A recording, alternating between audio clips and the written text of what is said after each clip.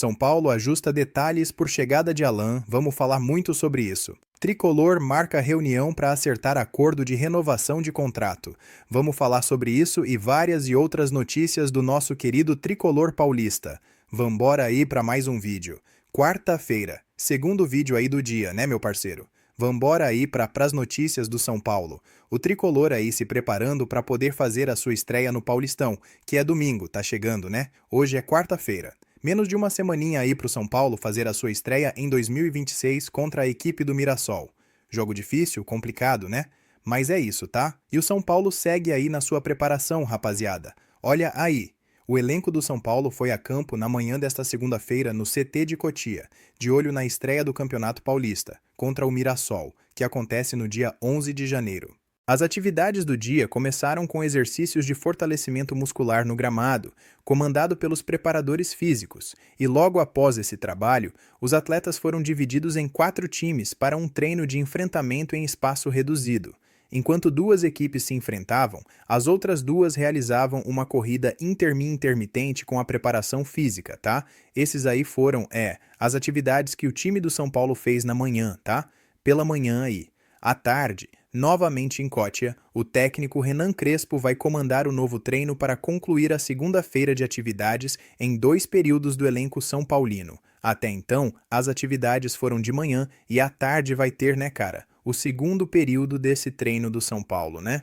Acho que já teve, né? Ou vai começar em breve o treino do São Paulo da tarde, porque tô gravando esse vídeo aqui 4h40 da tarde, né? Então, se não começou, tá perto de começar já esse segundo período de treino aí do São Paulo nesta segunda-feira. O São Paulo tá treinando em 2 períodos, né? De manhã e também à tarde, né? Pré-temporada é curta. Pouquíssimos dias pro Crespo, pro elenco aí, se preparar então 2 períodos aí na manhã e também na tarde, né? São Paulo se preparando para fazer a sua estreia no Campeonato Paulista, que tá chegando. Quem tá com saudade de ver o São Paulo jogar, dá o papo reto aí nos comentários. Não tá com tanta saudade assim não, confesso pra vocês, né? Mas enfim. Bom, meu parceiro, vamos mudar de assunto aqui agora e bora falar aí sobre o Sabino, porque como todos já sabem, o São Paulo está interessado em prorrogar o contrato do Sabino. Ele que tem contrato até o fim de 2026, significa que, né, a partir do meio do ano, ele pode assinar um pré-contrato com qualquer equipe que ele quiser, tá? Segundo Gabriel Sá, o São Paulo marcou para esta semana uma reunião com os representantes do Sabino, com o objetivo de avançar nas conversas por uma renovação contratual. A ideia do São Paulo é renovar até dezembro de 2027, com uma cláusula de renovação automática atrelada a metas por mais uma temporada, o que seria até o fim de 2028, tá?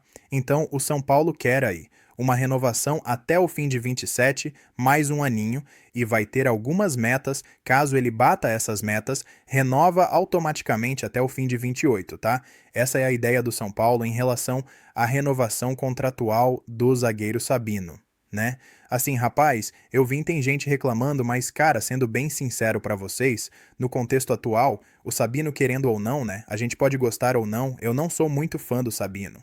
Eu não sou fã do Sabino, tá? Não gosto muito dele, confesso pra vocês. Só que assim, a gente tem que ter a noção que ele é titular do time do São Paulo, tá?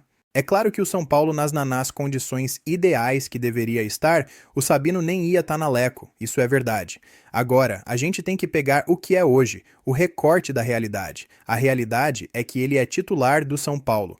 E assim, eu não sou nenhum fã do Sabino, nem nada do tipo, mas assim, quando ele chega no São Paulo, eu não gosto da contratação, não entendi, mas ele mais fez jogos bons do que ruins, tá? Eu não esperava que ele fosse mais jogar bem do que mal, por exemplo. Isso aconteceu pelo menos, entendeu?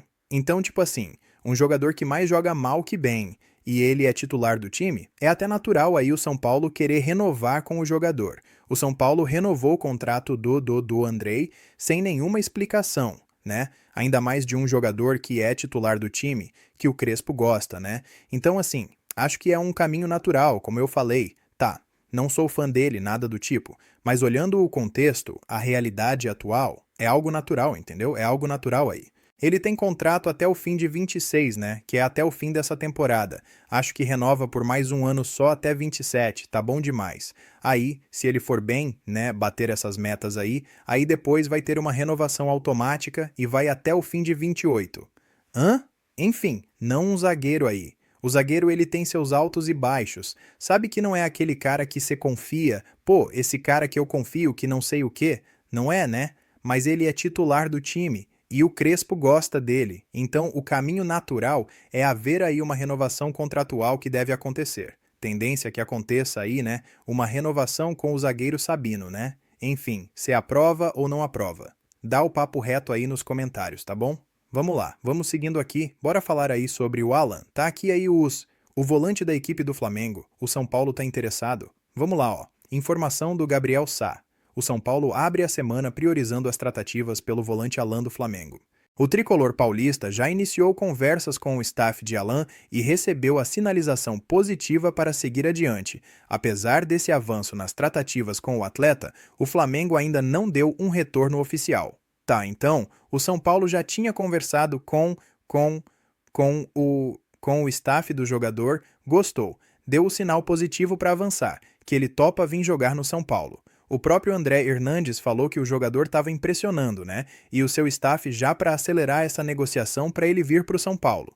Aí tá, Gabriel. Qual que é a situação atual? O que falta resolver? A principal discussão gira em torno de garantias de pagamento, com a tentativa de amarrar as parcelas pensando em uma eventual compra, condicionada ao cumprimento das metas previstas no empréstimo.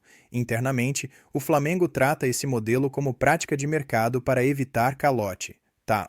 Então, a questão agora é: São Paulo e Flamengo estão ajustando aí essas garantias de pagamento, tá? Porque o São Paulo quer o Alan por empréstimo, né? Ele fica 1 ano no São Paulo. Nesse período de 1 ano, se ele bater algumas metas que tiver no contrato, o São Paulo vai ser obrigado a comprar o Alan, né?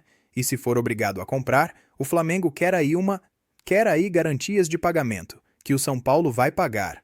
O Flamengo faz isso aí como eles entendem que é algo normal, uma prática de mercado para evitar calote, né? Que é até justo, porque assim, times que têm credibilidade no mercado não precisa ficar com esse negócio de garantia de pagamento, né? Quem tem credibilidade tem, quem tem o seu nome limpo na praça, tem. Quem não tem, não tem. Aí tem que ter garantia de pagamento e toda essa coisa aí, entendeu? Então, a situação é essa. O jogador quer vir para o São Paulo, já tá, né, tudo muito bem encaminhado já, ou até certo mesmo, em relação à parte salarial, né, cara, com o jogador, já tá tudo estabelecido. A questão agora é ajustar esses detalhes aí de garantia de pagamento para finalmente fechar essa negociação junto ao Flamengo.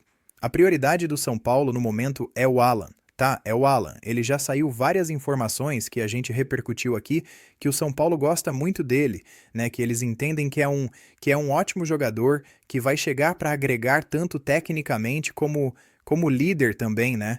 Foi informação aí que tinha sido divulgada, né? Então, tipo assim, todo mundo lá gosta muito dele, não sei que amor é esse que os caras têm pelo Alan. Já falei aqui, vou repetir. Eu acho que, tecnicamente, o Alan é bom jogador, tá? Eu acho que isso aí, pelo menos na minha visão, na minha humildíssima opinião, isso é algo inquestionável, tá? Tecnicamente, eu acho ele bom jogador, acho que ele tem qualidade técnica, tudo mais. A questão é, um jogador que tem muitos problemas físicos, sofreu muito com isso no Flamengo, não conseguiu jogar no Flamengo, teve muitas lesões aí nesses últimos anos, não conseguiu jogar, né, nessa última temporada, ele jogou 30 e poucos jogos só, em 2025. E outro ponto também que eu acho importante, ele tem um salário alto, né? Ele tem um salário alto. Então, tipo assim, tu vai trazendo um jogador que tá em baixa, que tem problema de lesão, por um salário alto, cara, ele recebia no Flamengo na casa dos 1 milhão, tá? Bem perto ali. O salário dele é bem alto, bem gordo, né? Então, o São Paulo vai pagar isso por um jogador que tá em baixa, num momento aí negativo da sua carreira, né? Porque ele não tá conseguindo jogar, tanto porque tá em baixa tecnicamente, quanto fisicamente, né? Então, tipo assim, qual o salário do jogador? Então esse acho que é outro ponto também que tem que ser refletido aí em relação ao Alan. Chegar aqui e jogar bem pode acontecer, porque, repetindo, eu acho ele bom jogador. A questão é ele ficar saudável para poder ter sequência aí e mostrar o seu futebol, né? Mas enfim, vamos aguardar aí a tendência, tá? Tendência é que o negócio aconteça, tá? O jogador tá fora dos planos do Flamengo, Felipe Luiz não vai utilizar ele, né? Já tem informação de que outros times estão muito interessados, mas a tendência é que tenha um desfecho aí em breve pela chegada do Alan ao São Paulo. Vamos aguardar, belezinha, meu parceiro. Negócio é o seguinte, o São Paulo aí estreou na Copinha no domingo, né, rapaz? O São Paulo, que é o atual campeão da Copa São Paulo de Futebol Júnior. E um dos destaques aí daquele time campeão ano passado foi o nosso cria Matheus Alves. O meia, né, que se despediu do São Paulo ano passado, foi vendido aí pro CSKA da Rússia e tudo mais. O Matheus Alves deu uma entrevista aí para o Trivela, falando que não queria ter saído do São Paulo. Tá? Se eu não me engano, cara, não vou lembrar agora se foi o Matheus Alves, teve uma venda do São Paulo, né? Algumas, né, que tinha sido informação de que o jogador estava forçando a saída, que ele queria ir embora, né? Se eu não estou enganado, tinha essa informação que o Matheus Alves era um dos que queria sair, né?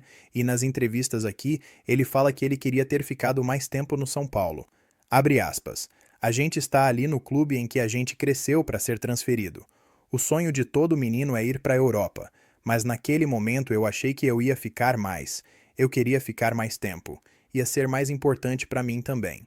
Acho que na fase que o São Paulo estava, e na nossa fase também, era o mais óbvio o mais óbvio a se fazer, vender os meninos, com as dívidas e a crise que o São Paulo estava e ainda está passando. Não tinha como segurar muita gente porque estavam precisando do dinheiro imediato e foi o que aconteceu. A proposta estava precisando e tiveram que vender. Fecha aspas para o Matheus Alves, né? Falando que queria ter ficado mais tempo aí, no São Paulo, né? Ele falou, né? Pô, queria ter ficado mais tempo no São Paulo. Acho que seria bom pra mim, né, gente? Né? A gente também entende que o São Paulo tava aí passando por uma crise, tá passando ainda, e precisava vender os jogadores, como fez várias vendas no ano de 2025, né? Aí tem outro trechinho aqui, rapaz, aqui ele fala, né, que ele quer um dia voltar para o São Paulo, e no dia que ele pensar em voltar, a prioridade é o São Paulo. Abre aspas para o Matheus Alves. O que o São Paulo fez por mim desde os 11 anos eu não pude retribuir ao máximo ainda. Eu tive só 6 meses no time principal, então tenho muito a retribuir para o São Paulo. Então se um dia eu for voltar para o Brasil, a prioridade vai ser o São Paulo. Pretendo sim um dia voltar, porque é o meu clube do coração e sempre vai ser. Então eu pretendo voltar sim. Fecha aspas para o Matheus Alves. Eu acho muito legal, cara, a relação que vários jogadores de Cotia têm com o São Paulo. De jogadores aí que assim, rapaziada, quando eu falo isso, né?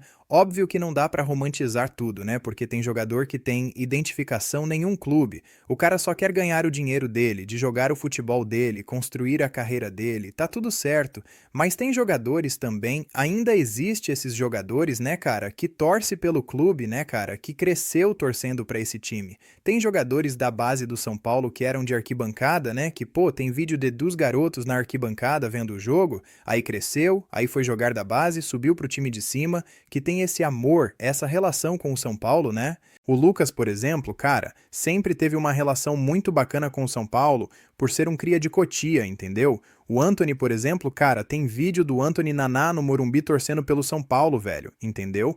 Então é um jogador que tem uma relação muito legal também com o São Paulo. Tu vê o Luca, por exemplo, cara, pô, o Luca deu entrevista legal pra caramba quando foi campeão da Copa do Brasil, subindo o vestido ano passado, abrindo o coração, falando, pô, o São Paulo é minha vida e eu amo tá aqui, né?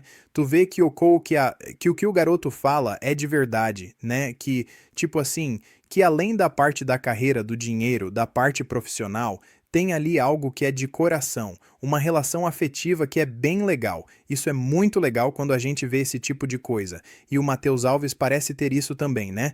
Claro que um dia ele pode voltar e jogar no Flamengo, no Coritiba. Isso pode acontecer, né? Mas existem jogadores, né, que têm uma relação bem legal, como eu falei, Lucas, o Antony, o Luca, né, cara? Isso é muito bacana, né?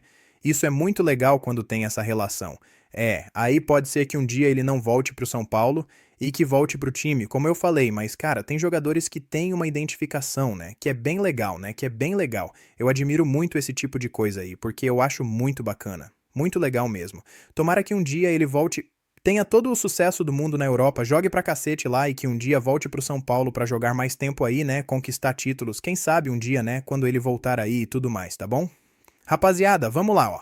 Informação do R7. Dívida milionária trava a saída de Oscar do São Paulo. O meia decidiu se aposentar, mas quer receber o que o São Paulo ainda lhe deve antes de assinar a rescisão contratual. A diretoria do São Paulo prefere não divulgar valores, mas é possível afirmar que a pendência é de alguns milhões de reais, por causa do primeiro ano de contrato entre as partes em 2025. As maiores pendências são com o prêmio pela assinatura do contrato, a famosa luva, né? E direitos de imagem atrasados.